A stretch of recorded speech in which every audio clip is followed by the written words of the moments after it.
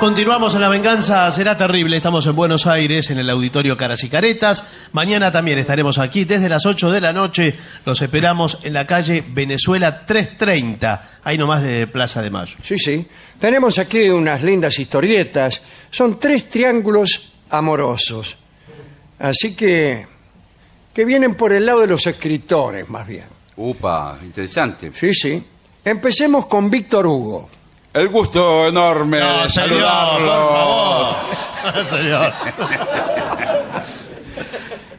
A nuestro amigo, Monsieur Hugo, le decían que era feo cuando era chico.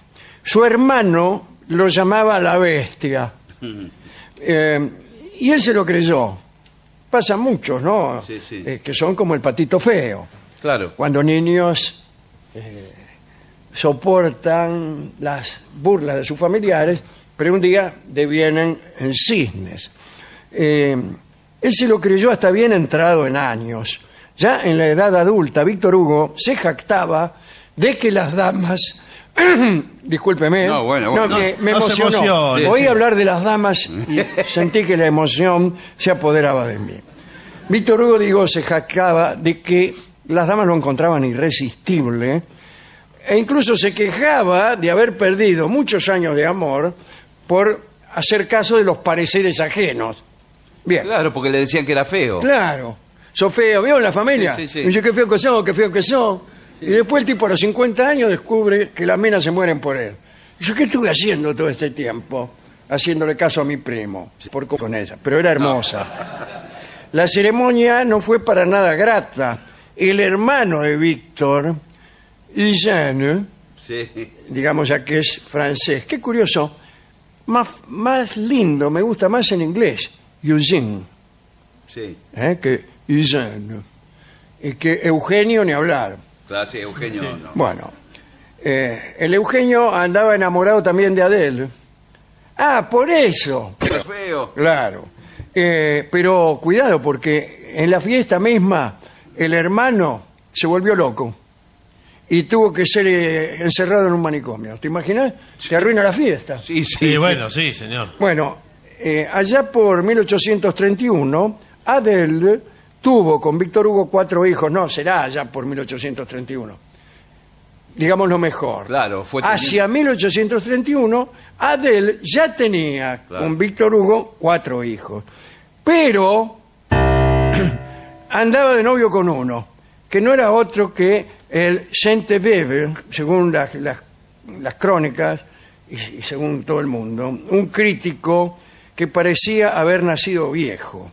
Era pelirrojo, Sainte-Beuve, muy seductor, amigo de Víctor Hugo, y bueno, se armó el primer triángulo. El Sainte-Beuve admitía que lo que más le gustaba era hablar de la obra de los demás. Bueno, por eso era crítico. Y también le gustaba vivir en la casa de los demás. Ah, bueno, Por eso empezó este triángulo con la mujer de Víctor Hugo. En una carta que le escribió al ya mencionado Víctor Hugo, dice: yo no me siento feliz cuando me echo en su sofá. Ah. O sea, en la cama de los vivos este Gil duerme la siesta. Ujú. Cuentan que Víctor Hugo no estaba muy contento con el asunto, pero el Sainte-Beuve era el crítico que defendía sus publicaciones.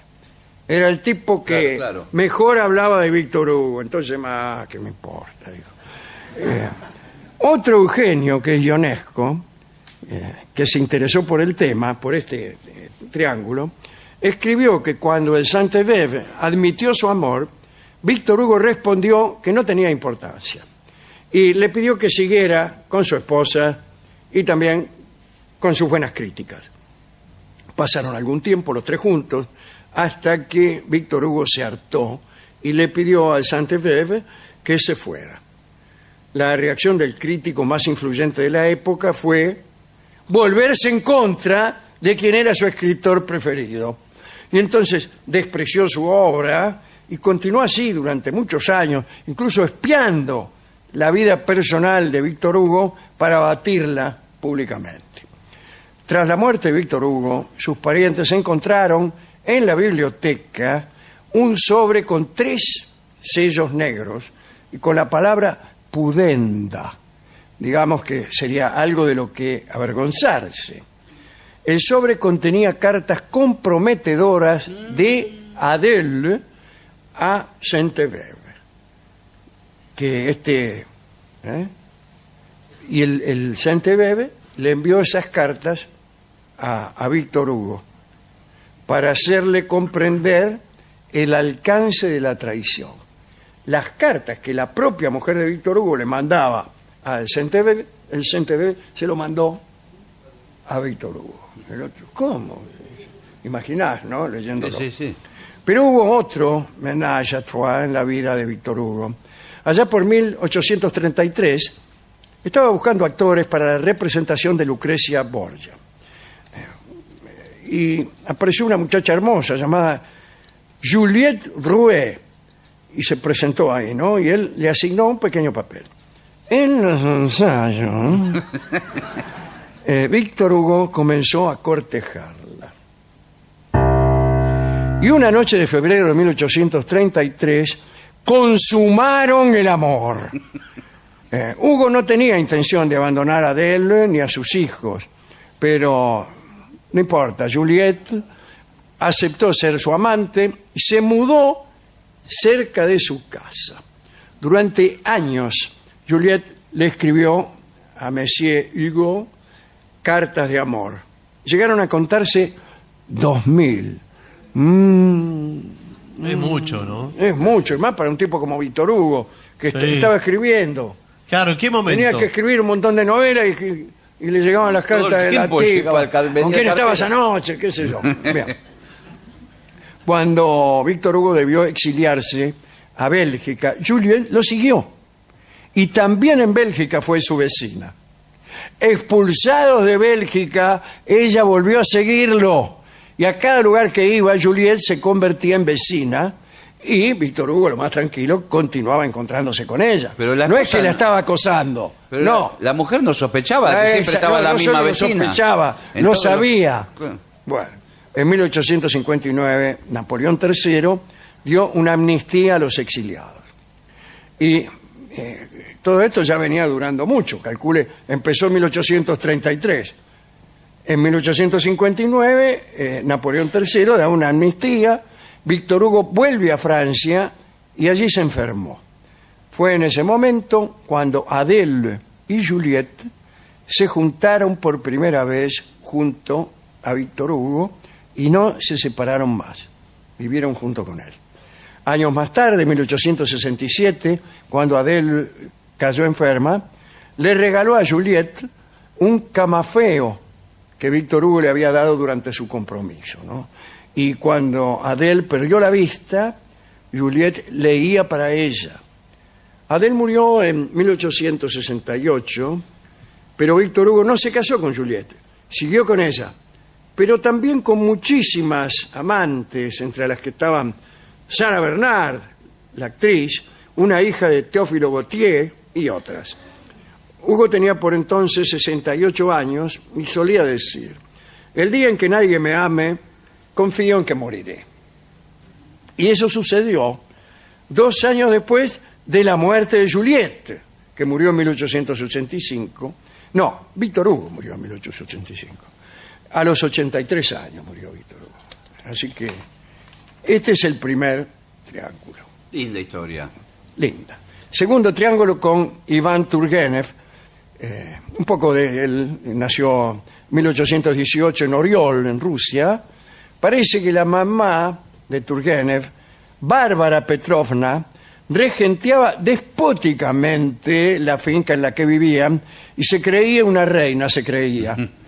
Tenía trono, nombraba a sus sirvientes con títulos inventados y los castigaba con azotes por cometer infracciones imaginarias. Turgenev estudió en Berlín, allá recibió la influencia del romanticismo alemán. Pasaba largas horas hablando con Lettina van Arnim, una vieja amante de Goethe, que, bueno, esta mina era dueña de un salón. ¿Vio? En San Petersburgo, Turgenev conoció a una soprano llamada Pauline García Viardot, que a los 22 años llegó a la Ópera Imperial para actuar. y Turgenev se enamoró y quiso cortejarla, ¿no? Pauline estaba casada con el señor Viardot, que era director de la Ópera Italiana en París. Resulta muy eficaz una descripción que hizo Enrique Heine de la diva, de esta Paulina García. Era fea, dijo Heine. Pauline era hija del tenor y maestro del bel canto Manuel García. Hemos hablado alguna vez de él y de su alumna, la soprano Joaquina... la alumna creo que fue María Malibran, pero eran hermanas con Joaquina Briones. Al principio Turgenev fue tratado como uno más del montón de admiradores, ¿vio? Sí, un momento, ya lo voy a atender, vaya poniéndose en situación, en fin. Las sopranos eran los símbolos sexuales de la época y los hombres se arruinaban o se batían a duelo, se mataban por ellas. Los admiradores de Pauline se batían incluso por el derecho a cortejarla. No, Ni siquiera sin saber no si... por su amor, claro, sin saber si les iba a dar bolillas, ¿no? Había sido amigo de Chopin, que compuso para ella, y también de Georges Sand. La estrategia de Turgenev para seducirla fue así. Él era ya un escritor de renombre y se le acercó al marido, al señor Viardot. Sabía que Viardot era un empresario, como se ha dicho, y le pidió que se convirtiera en su apoderado. Viardot aceptó encantado, le dio una pieza en su casa de París. Allí Turgenev fue a escribir y a ver si de paso, vio cómo son estas cosas. Sí. Se acercaba a Pauline y la sedujo nomás. Una noche, después de una cena entre los tres, Viardot se fue a dormir borracho y adivina qué. Sí, Bueno. aprovecharon ahí. Muy bien. Turgenev estaba un poco aterrado porque pensaba que en cualquier momento iba a ser asesinado por el señor Viardot. A la semana siguiente encontró una nota en su puerta. Decía: señor Turgenev, debo aclararle que lo he elegido yo a usted por encima de otros posibles amantes de Pauline. Firmado Viardot. Y desde entonces vivieron juntos 30 años. Allá por 1863, la voz de Pauline se quebraba un poco en las notas altas y se vio obligada a cantar en teatros de menor jerarquía, en Prusia, donde se mudaron los tres. Y en esta casa, junto a Viardot y Turgenev, se dieron solo conciertos exclusivos. Allí iban muy seguido Bismarck, el canciller de hierro, Wagner y un montón de príncipes y alcahuetes. Turgenev escribía y colaboraba en las operetas que cantaba Pauline. Él promovía su canto, por más que la voz de Pauline ya no era la misma. Tolstoy dijo que Turgenev no hacía otra cosa que dedicarse a una estrella que ya se había apagado, que era la voz de Pauline. En 1883 Turgenev se enfermó y murió. El señor Viardot ya había tenido la precaución de morirse unos años antes. Y antes de morir, naturalmente, no lo voy a escribir después, Turgenev escribió Una vida para el arte, que era su propia biografía, autobiografía. A la muerte de Turgenev, Pauline se hizo cargo del manuscrito, pero una parte la destruyó, porque era donde Turgenev contaba, y entonces apareció Pauline, imagínese que se contaba todo. Y pidió, una parte la destruyó, y el resto pidió que no se publicara hasta que ella se muriera. Y para peor, no se murió hasta 1910. E incluso los herederos de Pauline se negaron a publicar esos escritos. Así que, ¿uno escribe para qué? ¿Y nunca se publicaron? No, o sí, pero mucho bueno, después. claro. Última historia. Un triángulo amoroso un poco desparejo. En su noche de bodas, en 1848, John Ruskin, un tipo que dominaba la crítica artística por esos tiempos, informó a su novia, Effie Gray se llamaba, que nunca ultrajaría su pureza. La noche de bodas, ¿eh? Mirá, disculpame, dice el tipo, rascándose contra la pared. pero nunca voy a ultrajar tu pureza. Y a la Mena la idea no le gustó mucho. No, claro. Además de crítico de arte, Ruskin fue un reformista británico, un poco socialista, también fue un gran poeta. Ruskin estaba preocupado por defender a un grupo de artistas que formaban la hermandad prerrafaelista. ¿Qué eran estos tipos? Eran poetas y pintores, primero pintores, que creían que Rafael de Urbino, no era el ápice de la historia de la pintura, sino el principio de la decadencia de la pintura.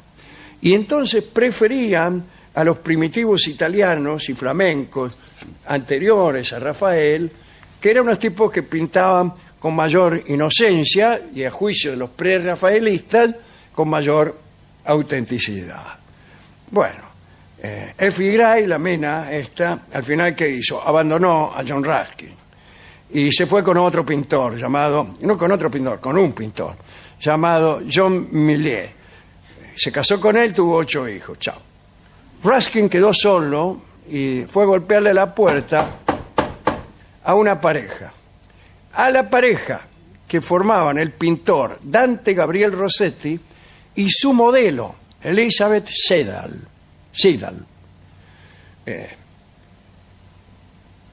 Rossetti, desde luego, era parte principalísima del grupo de los pre-rafaelistas.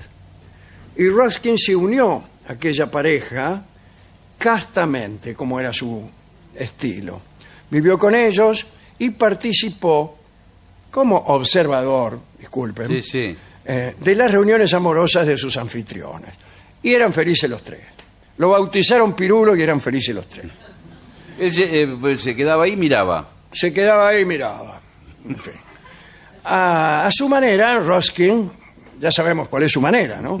Estaba enamorado de Elizabeth Siddal, la modelo, pero sufrió terriblemente cuando, por algo que no fue su culpa, todo se fue al demonio. Y fue espantoso. Y voy a contar esta historia que creo que alguna vez la contamos aquí. Aquí está, le pasan un poco por arriba. Una noche después de la cena, Rossetti dijo que tenía que ir a dictar una clase en un colegio que justamente era un colegio para obreros, fundado por el propio Ruskin, que, como se ha dicho, era un poco socialista. Rossetti también. Terminada la cena, Ruskin se fue a dormir. Rossetti no tenía clase esa noche, en realidad. La versión que yo tengo dice que estaban cenando incluso con el poeta Swinburne y que Swinburne lo acompañó a Dante Gabriel Rossetti. Le dijo, bueno, che, le dijo la Mena, me voy al colegio, que tengo una clase, yo qué sé. Y cuando salieron le dijo, mirá, Swinburne, dijo Rossetti, no tengo una clase, voy a visitar a una amante que tengo. Esta amante era una Mena, no me acuerdo cómo se llamaba, pero que era muy grande, muy grandota, y el propio Rossetti le decía cariñosamente el elefante. Qué cariñoso, ¿no? Sí. Pero a ella le gustaba.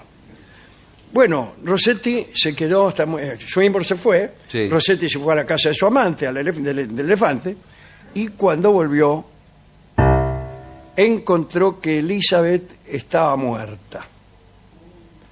Había tomado una dosis excesiva de cloral, que era un producto que tomaba ella contra el insomnio. Y Rossetti supo que ella sabía también de sus amoríos, y entonces se rompió el triángulo, pero también Rossetti quedó con una sensación de culpa. Acá dice, al poco tiempo Ruskin enloqueció, renunció a su cátedra en Oxford, que no sabíamos que tenía, y renunció a todo. Rossetti de algún modo también, pero hizo algo en el entierro de Elizabeth Siddal, hizo algo siniestro.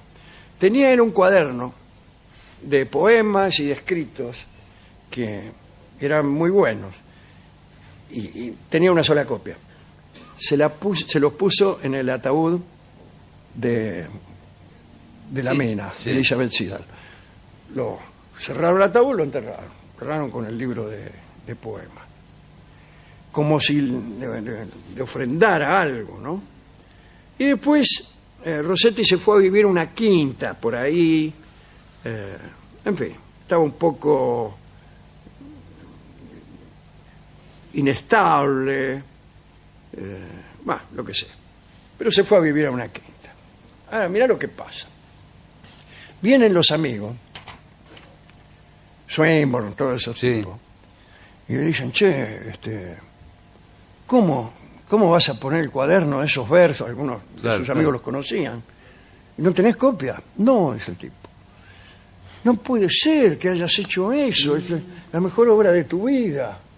Bueno, empezaron a meronear para que desenterrara el cuerpo de su amante y se hiciera otra vez con el librito. Y así lo hacen. No estaba presente Rossetti cuando lo desenterraron, se quedó Claro. en la casa emborrachándose. Sí. Y los amigos fueron, hicieron todos los trámites, qué sé yo, desenterraron. Le ahorro todos los detalles. Sí, sí, bueno, Le ahorro por todos los favor. detalles. El estado en que estaba el libro, Sí, todo eso. no. Fenómeno. Recuperan el libro y ese libro es el que dicen por ahí, siempre hablan, el que cimentó la gloria de Dante Gabriel Rossetti como poeta, ya que también era pintor Rossetti. Claro, claro. Parece que no era muy bueno. Borges dice que él vio los cuadros, los vio justamente en el British Museum Sí. y no le gustaron. Pero sí vio también sus ilustraciones y las ilustraciones sí le gustaron. Pero parece que no era muy bueno como pintor. Igual que lo haya visto Borges, ¿no? O sea, Sí, claro. estaba los medio vio cuando- limitado, ¿no? Los vio cuando él era joven, Sí. Claro. qué sé yo. Bueno, el caso es que... No, No, entonces no. Entonces sí que me voy a otro programa. Bien. ¿Por dónde iba? No, que bueno, que finalmente el Bueno, libro resultó ser desentierra- más trascendente desentierra, que... el libro. Ahora bien, muchos años antes, cuando él se fue a París con la mujer, mejor dicho, no, con la mina esta, con Elizabeth Siddal. No, la mujer, la que se mató con el cloral fue la mujer de él, no Elizabeth Siddal. ¿Está claro? Porque yo por ahí dije en el cuerpo de Elizabeth Siddal. Sí, no, sí, era cuerpo. el cuerpo de la mujer, ahora no me acuerdo cómo se llamaba. Siddal era la amante.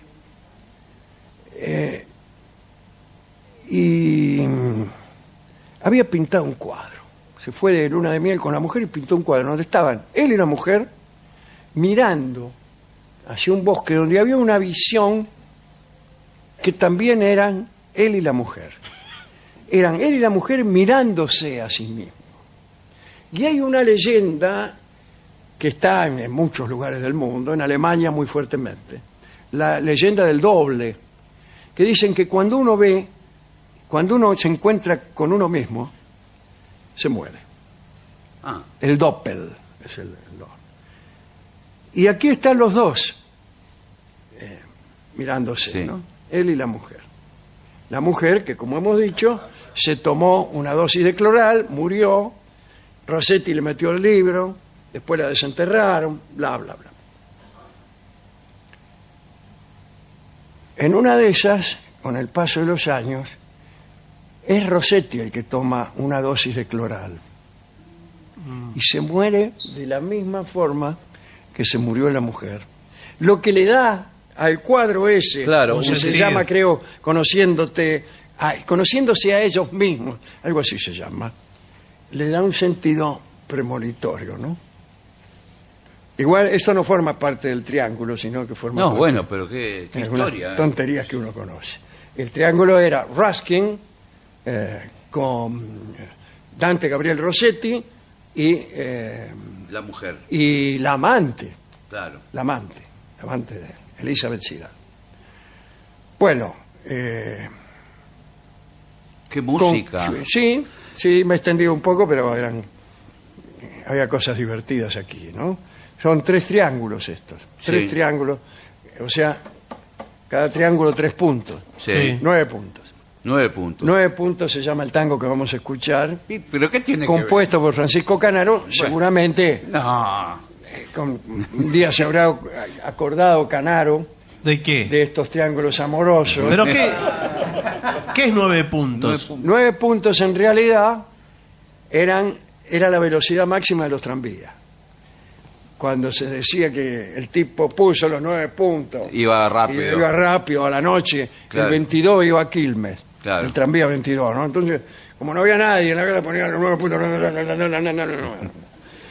Pero a nosotros nos parece mejor que 9 puntos sean 3 triángulos, que era el tema de hoy. Lo escuchamos por la orquesta de Osvaldo Fresedo.